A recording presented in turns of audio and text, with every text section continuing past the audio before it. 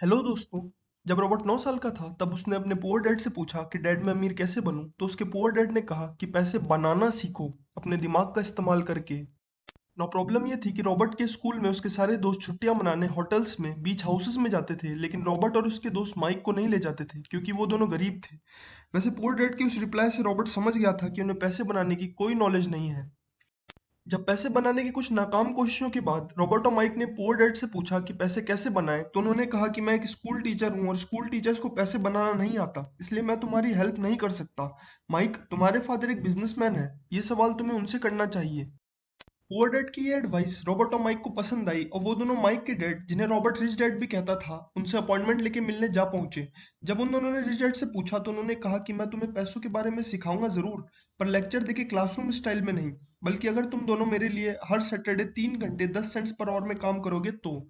दोनों ने offer accept किया और हर सैटरडे 3 घंटे रिच डैड के लिए डस्टिंग का काम करने लगे।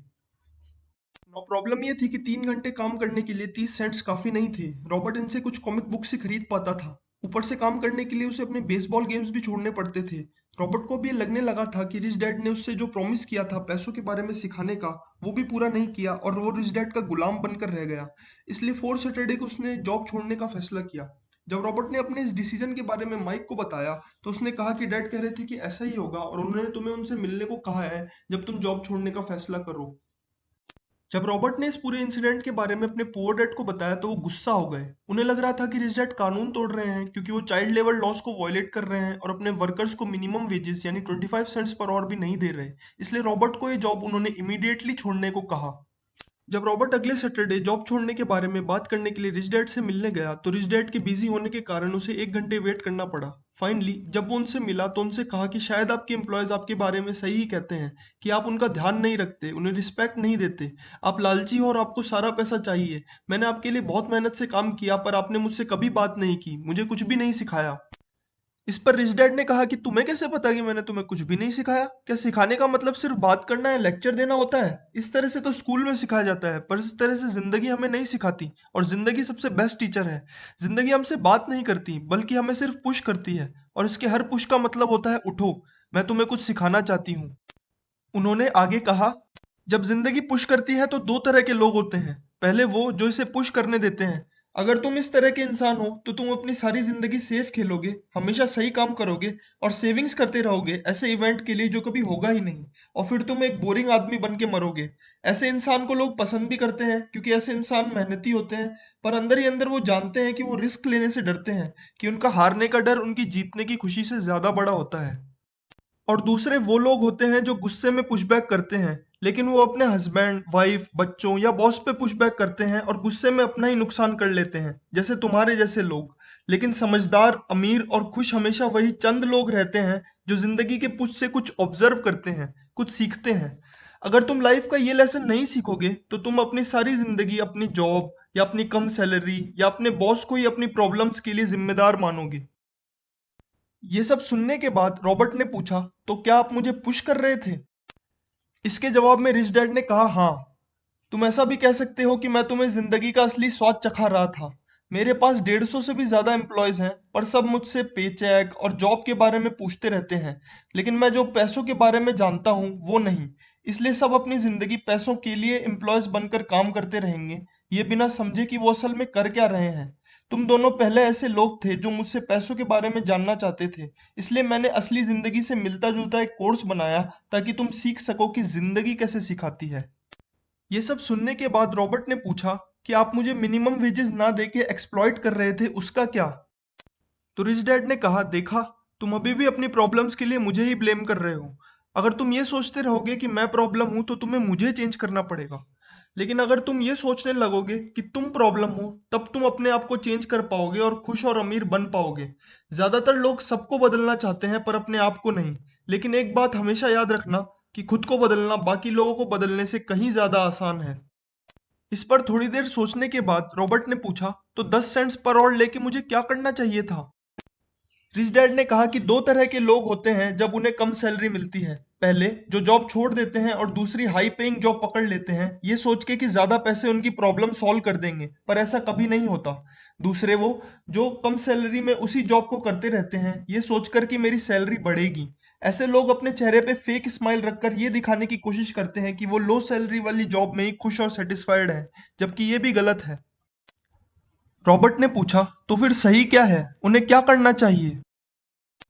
इसके जवाब में रिच डैड ने रॉबर्ट को जो वैल्यूएबल लेसन दिया, उससे उसकी जिंदगी ही बदल गई। और यही है लेसन नंबर 1। रिच डैड ने कहा कि गरीब और मिडिल क्लास पैसों के लिए काम करते हैं, लेकिन अमीर लोग पैसों से काम करवाना जानते हैं। ज्यादातर लोग अपनी सारी जिंदगी पैसों के लिए इसलिए काम करते रहते हैं क्योंकि इन्हें नहीं पता कि पैसों से कैसे काम करवाएं। जब पैसों की बात होती है तो पैशन का होना बहुत जरूरी है, मगर ज्यादातर लोग पैसों के मामले में सेफ खेलते हैं, इसलिए पैशन उन्हें डायरेक्ट नहीं करता, बल्कि फियर यानी डर करता है। बहुत सारे लोग तुम जैसे कहते हैं कि मैं अपने वर्कर्स को एक्सप्लॉइट करता हूँ उन्हें मिनिमम वेजेस ना देके, लेकिन मैं कहता हूँ कि वो अपने डर के कारण खुद को ही एक्सप्लॉइट करते हैं।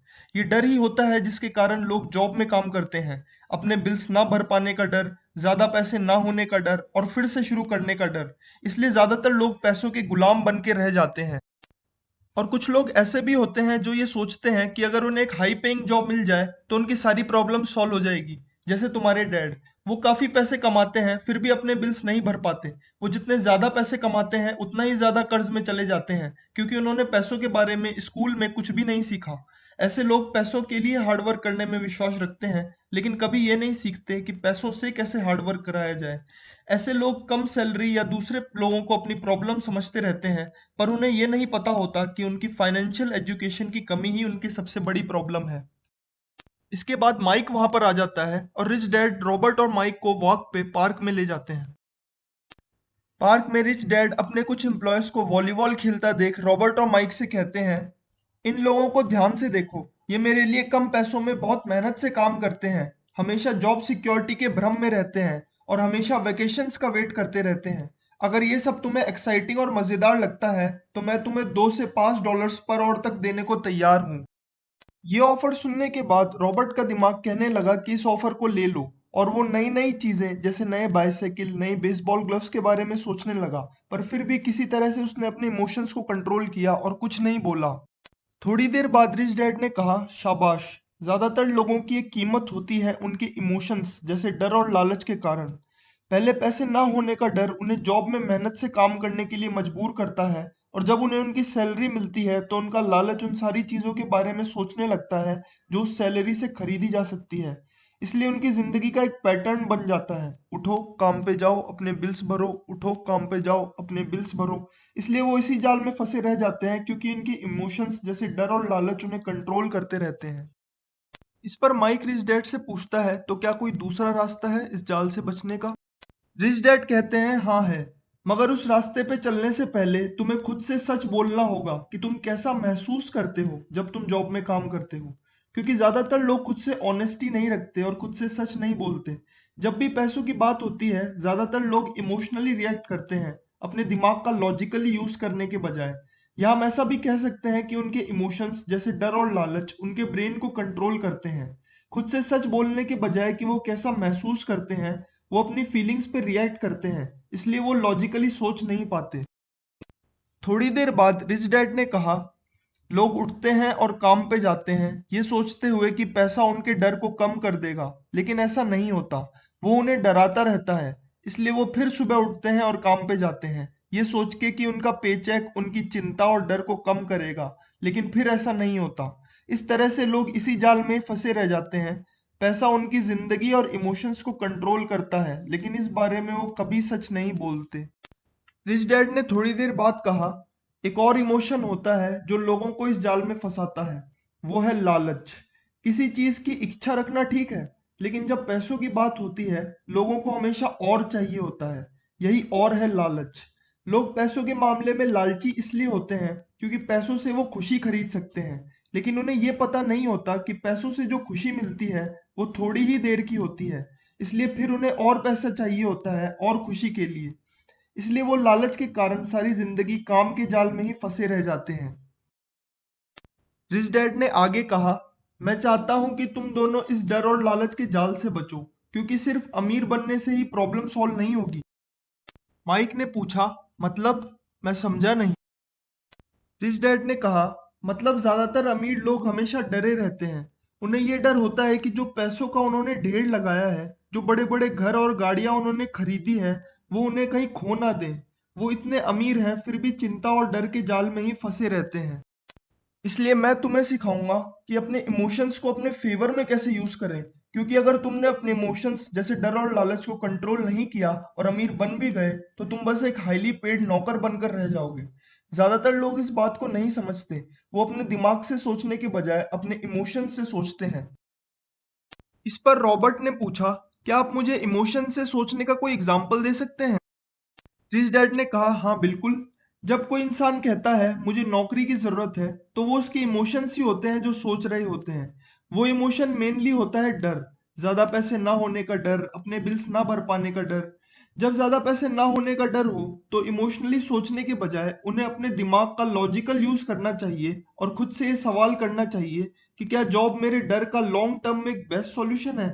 अगर वो अपने दिमाग की लॉजिकल रीजनिंग का यूज करेंगे तो उन्हें जवाब मिलेगा नहीं। क्योंकि मेरे विचार में जॉब सिर्फ एक शॉर्ट टर्म सॉल्यूशन है एक लॉन्ग टर्म प्रॉब्लम का। इस पर माइक ने पूछा, इन इमोशंस के मन में आने की वजह क्या होती है? रिच डैड ने कहा, इन इमोशंस के मन में आने की वजह होती है इग्नोरेंस। इग्नोरेंस का मतलब होता है नॉलेज की कमी। जब कोई इंसान पैसों के बारे में सेल्फ नॉलेज और इंफॉर्मेशन लेना बंद कर देता है तो उसके दिमाग में इग्नोरेंस बैठ जाती है। और इस इग्नोरेंस के आने की वजह होती है स्कूल्स और कॉलेजेस। क्योंकि स्कूल्स और कॉलेजेस सिर्फ एकेडमिक नॉलेज देते हैं, फाइनेंशियल नॉलेज नहीं। स्कूल हमें पैसों के लिए काम करना तो सिखाते हैं, लेकिन पैसों की पावर को सही से यूज करना नहीं। इसी इग्नोरेंस के कारण लोग डर और लालच के जाल में फंसे रहते हैं और सारी जिंदगी पेचेक, जॉब सिक्योरिटी और प्रमोशंस को लेकर पागलों की तरह भागते रहते हैं। ये खुद से बिना पूछे कि वो असल में जा कहाँ रहे हैं और कर क्या रहे हैं। ये बिल्कुल वैसा ही है जैसे गधे के मुंह के सामने एक गाजर लटका दी जाती है। गधे का मालिक जहां जाना चाहे जा सकता है, लेकिन गधा कहीं नहीं जाता। वो बस एक भ्रम का पीछा कर रहा होता है। उस गधे के लिए कल और बड़ी गाजर होगी और वो फिर से कल उसी भ्रम का पीछा करेगा। इसके बाद काफी देर तक साइलेंस रहा। फिर रिच डैड ने कहा, अपनी सारी जिंदगी डर के साए में जीना और कभी अपने सपनों को पूरा ना करना अपने साथ अत्याचार करना है। पैसों के लालच के कारण हार्डवर्क करना और ये सोचना कि इससे खरीदी हुई चीजों से खुशी मिलेगी, ये भी अपने साथ अत्याचार है। ये सोचना कि जॉब सिक्योरिटी देगी, खुद के साथ झूठ बोलना है। अपने बिल्स ना भर पाने के डर के कारण बीच रात में उठना और पैसों और पेचेक के पीछे पागलों की तरह भागते रहना जिंदगी जीने का सबसे खराब तरीका है। पैसों को अपनी जिंदगी मत चलाने दो प्लीज। इसके बाद जब तीनों घर जाने लगे तो रिच डैड ने उन्हें बताया कि अमीर लोग सच में पैसे बनाते हैं। वो इसके लिए मेहनत नहीं करते, बस नॉलेज गेन करते हैं और अपना दिमाग लगाते हैं। रिच डैड की इस सीख के कुछ दिनों बाद रॉबर्ट और माइक को एक जबरदस्त बिजनेस आइडिया आया। कॉमिक बुक्स की एक शॉप पर कॉमिक्स पढ़ते वक्त उन्होंने देखा कि कॉमिक बुक्स की एक डिस्ट्रीब्यूटर कॉमिक बुक्स के फ्रंट कवर को फाड़कर बाकी की कॉमिक बुक्स एक बड़े कार्डबोर्ड बॉक्स में डाल रही थी। जब उन्होंने उससे पूछा कि आप इन कॉमिक्स का क्या करने वाली हैं, तो उसने कहा कि ये पुरानी हो गई हैं, इसलिए मैं इन्हें कचरे में फेंकने वाली हूँ। रॉबर्ट और माइक ने पूछा कि क्या हम इन्हें रख सकते हैं, तो उसने कहा हाँ, अगर तुम इन्हें बेचो ना तो। वो ये बड़ा कार्डबोर्ड बॉक्स उठाकर घर ले आए और स्कूल के बाद उन्होंने घर पे ही एक लाइब्रेरी चालू की। वो इस लाइब्रेरी को 2 घंटे के लिए खोलते थे और हर बच्चे से 10 सेंट्स पर मंथ लेते थे इस लाइब्रेरी में एडमिशन का। माइक की सिस्टर को उन्होंने इस लाइब्रेरी का इंचार्ज बना दिया और देखते ही देखते वो हर हफ्ते $10 तक बनाने लगे। अनफॉर्चुनेटली 3 महीने बाद वो लाइब्रेरी उन्हें एक लड़ाई के कारण बंद करनी पड़ी। लेकिन रिच डैड रॉबर्ट और माइक के एफर्ट से बहुत खुश थे क्योंकि उन दोनों ने अपना पहला लेसन बहुत अच्छे से सीखा था। अपनी इमेजिनेशन का यूज करके वो सच में पैसे बना रहे थे। और सबसे बेस्ट बात तो ये थी कि उसके लिए वहां पर उन्हें फिजिकली प्रेजेंट भी नहीं रहना पड़ता था। उनके पैसे उनके लिए काम कर रहे थे। रिच डैड ने उन दोनों को जिंदगी का सबसे बड़ा लेसन सिखाया। दोस्तों, ये सारी बातें मैंने आपको रिच डैड पुअर डैड के lesson number 1 rich don't work for money से बताई हैं। वैसे रॉबर्ट को उसके रिच डैड ने 5 वैल्यूएबल लेसन्स और दिए थे जिनकी वीडियो समरीज आप देखना ना भूलें। अगर आपको ये वीडियो पसंद आया तो चैनल को सब्सक्राइब करें ताकि ऐसी यूजफुल वीडियो समरीज आप तक पहुंच सकें। और इस वीडियो को अपने फ्रेंड्स और फैमिली के साथ शेयर जरूर करें ताकि वो भी रिच डैड के जैसा माइंडसेट बना सकें और अपनी जिंदगी बदल सकें। Thanks for watching.